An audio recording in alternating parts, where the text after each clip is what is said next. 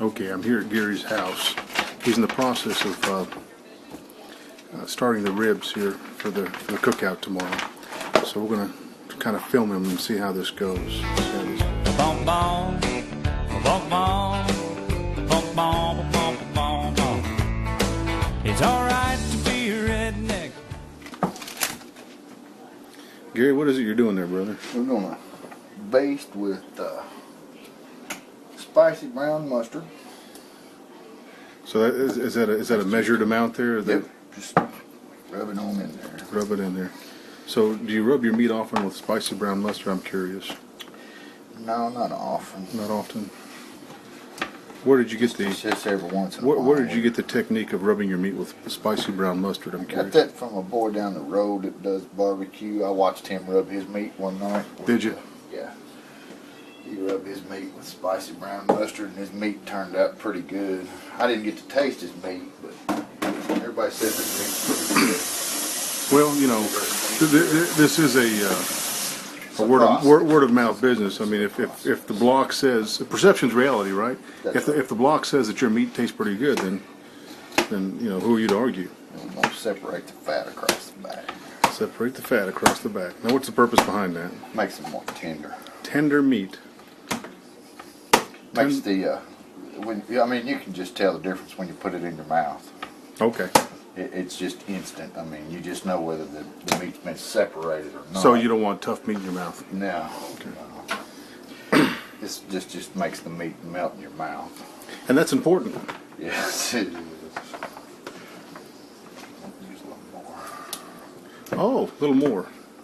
So would that be a smidgen, or would that be a dash, or would that be more like a dollop, but we dollop. didn't actually use a spoon to do it with. A dollop. What's the difference between a dollop and a smidgen? Well, is that a metric term, or is that something No. the new European The council has come across? You know, like the euro, No. they're changing to a dollop from no, it's more like just a healthy squeeze. healthy squeeze. It's important to work that into the meat. Yes, working the meat's important. Keep it sanitary process. We'll put a little honey a little on honey. the meat. Got a little honey on the meat. That appears to be more than a dollop. That's just more like that's more of a smidgen. Smidgen. So a smidgen is more than a dollop. Actually, yeah. Probably. Okay. So.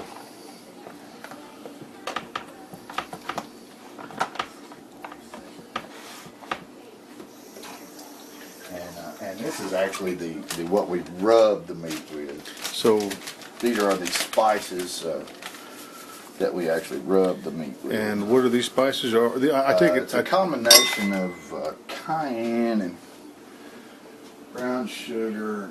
I always like to add a little brown sugar to it.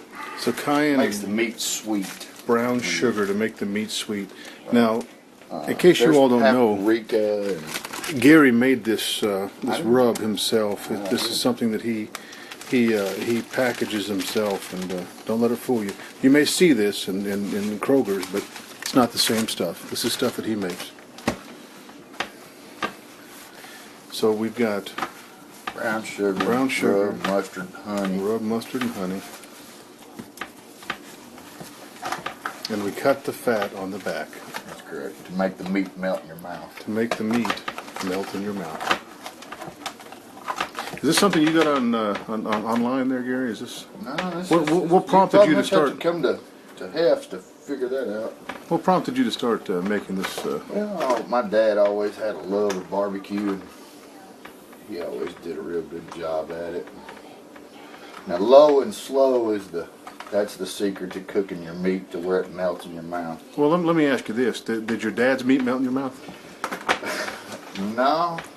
So he didn't. He did a good job with the meat. What he cooked actually would melt in your mouth. But he didn't rub his meat like you rub your meat now. I honestly, that was when I was a little younger, and I don't know. I don't have any knowledge of how he actually prepared the meat.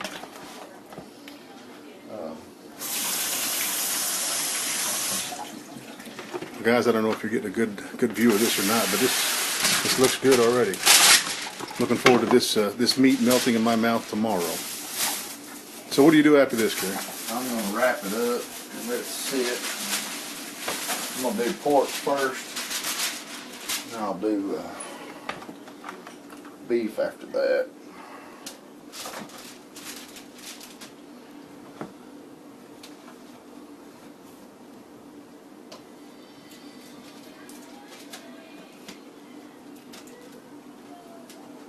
Actually have to beat the meat just a little to work it in there.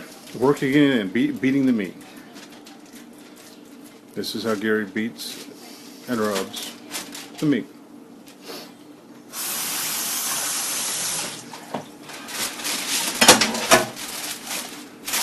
Now what does the wax paper do, Gary? Nothing, it just keeps it from getting all over the place. So it's kind of like a little meat protector, right? Like kind of like a More of a prophylactic, if you will. condom, if you would. Yes, yeah, I Yes, understand. I see. prophylactic, if you will. It's the rib prophylactic.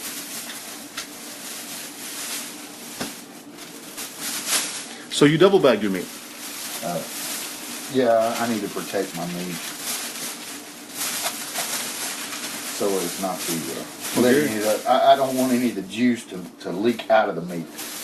You want to keep all the juices in. We need to keep the juice in the meat, yes. Is loose juice a bad thing, Gary? Yeah, loose juice. Loose juice is a bad thing. So Now, when we get ready to fire up the box in the morning, we'll have to get the box hot before we get the meat in. So what you're talking about is a cold box is bad to put meat in. Correct. Okay. It's just nearly impossible to do anything with the meat if the box is cold. I understand.